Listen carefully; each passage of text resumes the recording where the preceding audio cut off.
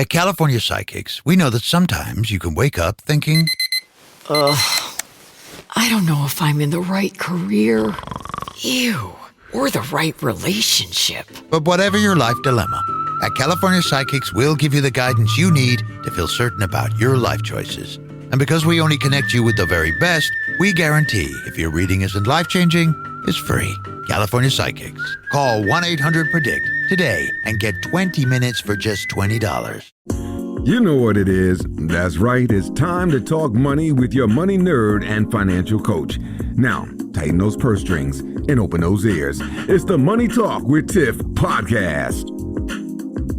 Hey, and welcome to another episode of Tiffany's Take, where I answer your questions right here on the podcast. So if you want your question answered, go to moneytalkwitht.com/ask Tiffany, and I'll be more than happy to answer. So for this episode, I have people asking me all the time about public speaking and how I'm able to get in front of huge audiences and speak. And so I came up with a few tips that help me because, believe it or not, I used to be very, very, very, very shy. I still am, more on an individual one-on-one basis. But when I get in front of a crowd, I just get this new breath of energy and I love public speaking. So these are some things that I do to kind of overcome my nerves while delivering a presentation.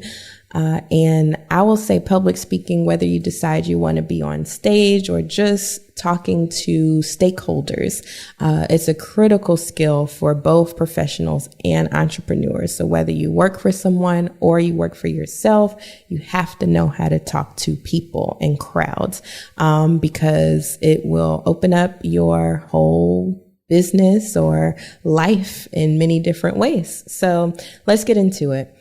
First, you got to set the stage. So one thing that I do before I even go on the stage or hop on the call or whatever the case may be, I do power poses. So power poses are ways that you can pose your body. I'll make sure I have a link in the show notes with an article I did on those, but you pose your body in different ways to make you take up space. So maybe you do like the starfish, where you have both your arms up in the air, both your legs wide, and you're just taking up space. You got your hands on your hips with your legs wide. There's many different things that you can do, but it helps you build that confidence first. And then once you do that, when you do go to the audience, when you're up in front of the audience, I usually open with an interaction or a question to engage. So if it's a huge crowd, I might do a show of hands. If it's, a question where if it's a small group, I might do a question and have people share. But I always answer with some type of interaction or a relatable anecdote that I can immediately capture their attention. So for instance, if I'm talking about widgets, I'm like, who in here has a widget? You know what I'm saying? And just make it real light, something real easy where you know people can answer easily. You don't want to have it to where you're asking this difficult question, trying to get people to think and being all stoic.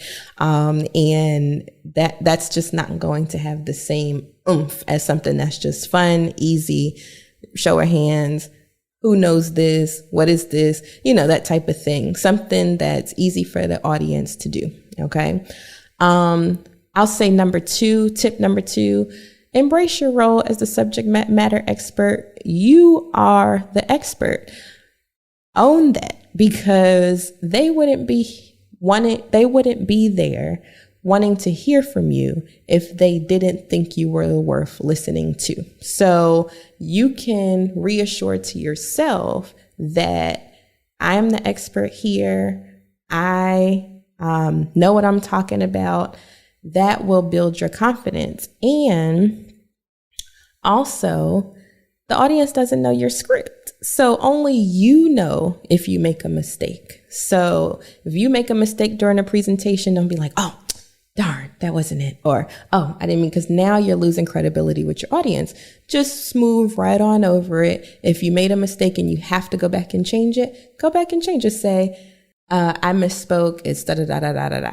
But most of the time, people are not going to know They're not going to pick up on every single detail. They don't know if you said, all of that stuff. It really doesn't matter. They don't know your script. So just go with the flow. If you make a mistake, just go right on over it. And you'll be fine. I promise. Another thing that I do to manage my nerves and kind of build confidence is I focus on 1 or 2 attentive audience members. So I'm not focused on the whole crowd because that could be overwhelming, but I might scan the crowd in the first few minutes. And if I see people looking at me, nodding their head, throughout the presentation, I'll start looking at those people because those are people that are engaged, they're interested, they're smiling. Then it makes it feel more like a one-on-one conversation rather than you're addressing an entire crowd. So I love using this strategy. I do it all the time. I've been in huge arenas where it's 600 plus people, 1,000 plus people in the audience, and I'm not focused on the whole audience. I'm focused on the few people that I can see up front because sometimes the lights are real bright, can't really see people. But who I can see, that's attentive, that's who I focus on. And don't make it awkward though. Like don't just sit there and stare at them the whole time like it's only y'all in the room. But just pick a few people, and just have your eyes bounce around the room to those people. Another thing, tip number 4, I'll say is structure your presentation for impact. So keep it simple. I've seen where some people do presentations and it's a whole bunch of words on the screen and, they got every single point in their presentation. And the issue with that is people are reading your presentation. They're not even listening to you at that point. So what I do usually is I have maybe a couple of words just to remind me what I want to say. And then I'll have pictures, I'll have video, audio, whatever is appropriate for the audience. But I make sure that it's simple, focused, easy to follow, impactful. And also storytelling does wonders. So if there's any space in your presentation where you can incorporate a story or an example that'll make your message more memorable. Now, don't go into, I ate breakfast this morning and blah, blah, blah, blah, blah, and go off on a tangent. Keep it simple and focused. All right. Number 5, engage your audience throughout. So make it interactive. I always tell every single audience, it doesn't matter if it's a big audience, small audience, virtual, not virtual, in person. I always say this is an interactive presentation. So I want to make sure that you all are engaged just as much as I am. So I'll be asking questions. I'll be making jokes. I'll be using visuals, whatever it is to keep that audience engaged. Sometimes I'll do polls. It just depends on the audience, but read the room and adjust your delivery based on your audience reaction. So if I see the audience and they're like, oh, that's good. Oh, that's a good, or everybody's laughing or they're looking, I'm like, okay, I might stay on this a little bit. So that leads me to tip 6. Practice doesn't make perfect, but it makes you prepared. And even if you prepare for a certain part of your presentation, if the audience is not flowing with it, have the ability to adjust as you go because you want to keep your audience engaged. If you're hitting on a topic and the audience is not feeling that topic and you keep going to that topic, it's not going to make a good presentation. So you want to make sure you practice, you prepare yourself, but also allow room for being on the fly. I can't remember the word that I'm trying to use, but just allow room for you to see what the audience is liking and adjust towards that. Also, don't over rehearse whatever it is you're going to present because then you'll sound robotic. It'll sound like it's over rehearsed.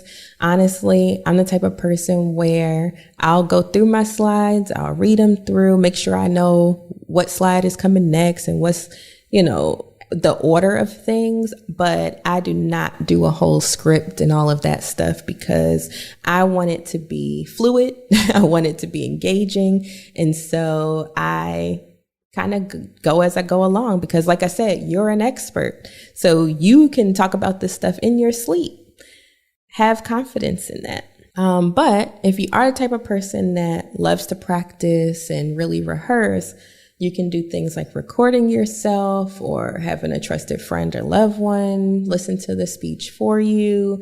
There's a bunch of different things that you can do, but preparation does help in building your confidence and reducing your anxiety. So to recap, the six tips I discussed in episode 1, power poses and opening with an interaction or a question. 2, embrace your role as the subject matter expert. They are there for you.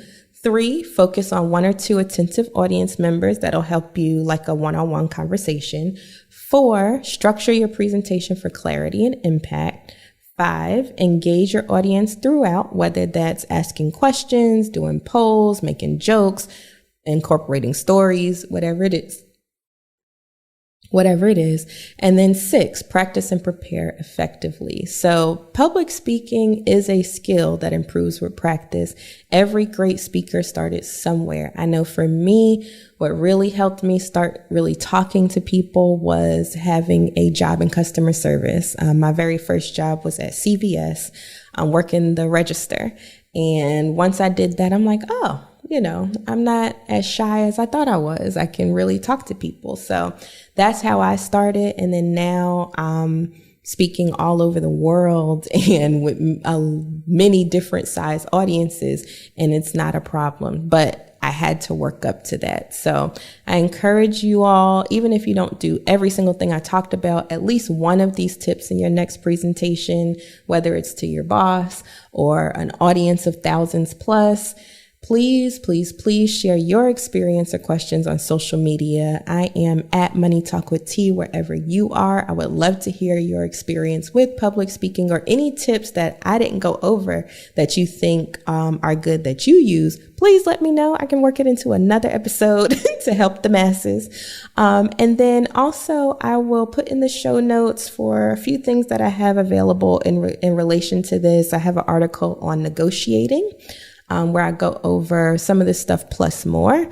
And then I'll also put links to other resources that you can use. So please check out the show notes. Thank you so much for listening again to the Money Talk with Tiff podcast. And one quote was Ralph Waldo Emerson. He said, all the great speakers were bad speakers at first. So keep that in mind as you go along your public speaking journey. And I'll see you next week. Bye. Thank you for listening, joining, and being a part of the Money Talk with Tiff podcast this week. You can check Tiff out every Thursday for a new Money Talk podcast. But if you just can't wait until next week, you can listen to previous podcast episodes at moneytalkwitht.com or follow Tiff on all social media platforms at Money Talk with T. Until next time, spend wise by spending less than you make. A word to the money wise is always sufficient.